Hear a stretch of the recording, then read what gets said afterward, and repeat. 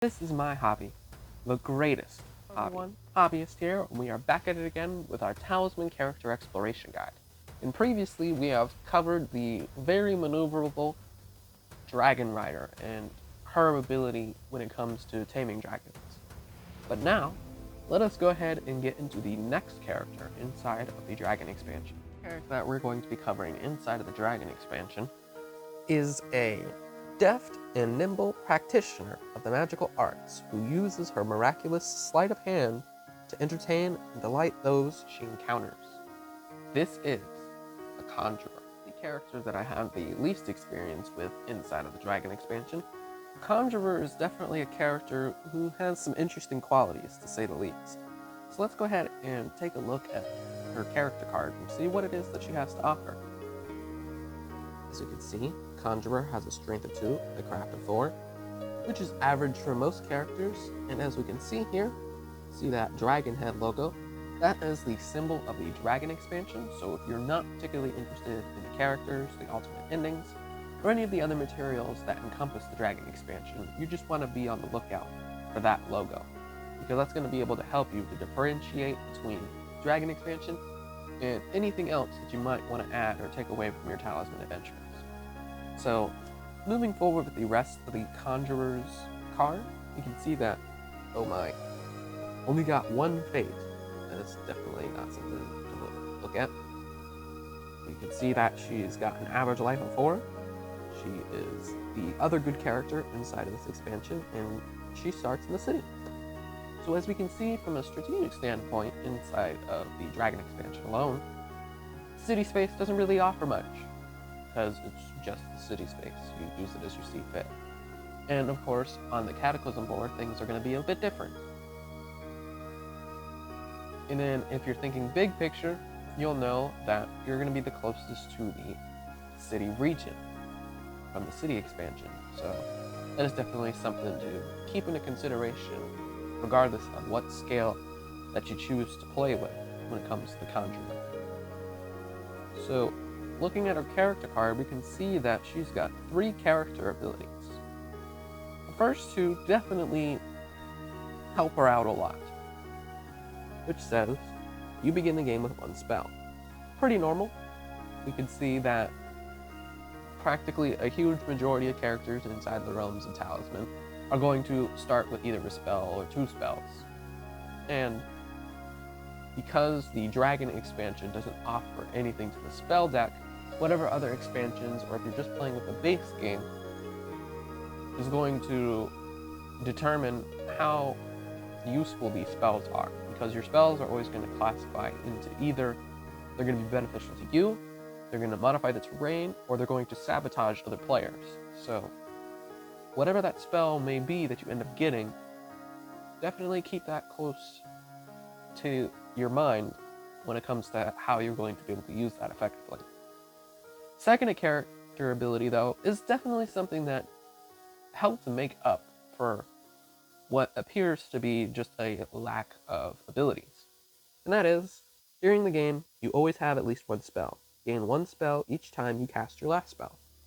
So as we can determine off this second ability alone, the Conjurer is a spell cycler, and that makes sense. She's a Conjurer. She conjures up certain magics and that sort of thing. She's going to be able to constantly replenish herself.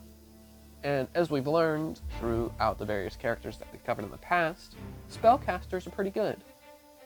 Spellcasters and spell cyclers, if they're able to use a huge amount of spells for long periods of time, then they're going to be able to thrive very well against the other strength-based characters that are going to be proving difficult to them.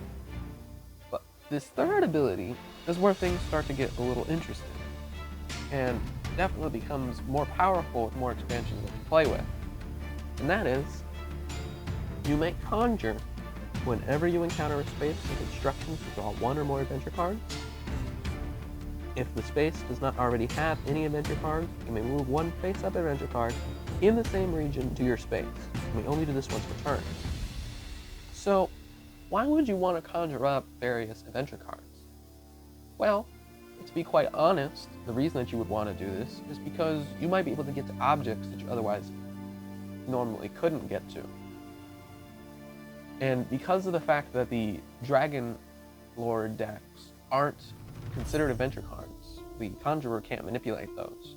However, there might be objects or other things that she's trying to get to that she otherwise couldn't, that might be able to prove fruitful to her.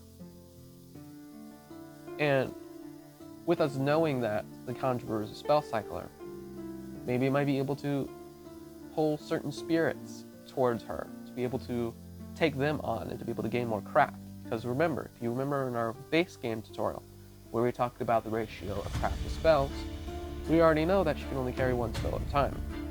However, the more craft that we are able to get the Conjurer, the more spells that we can carry. The more spells we can carry, the more we can cast. And if we're able to cast spell after spell after spell, we can just keep recycling one spell at a time. It's definitely something that is really good.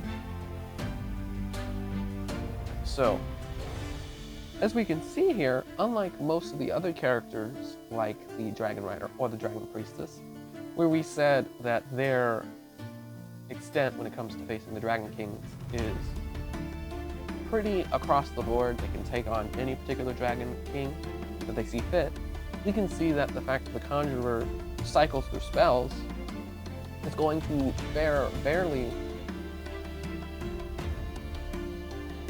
good against the Gorillapis deck, because Gorillapis is going to focus more so on the spells and the craft, more so than any of the other Draconic Lords.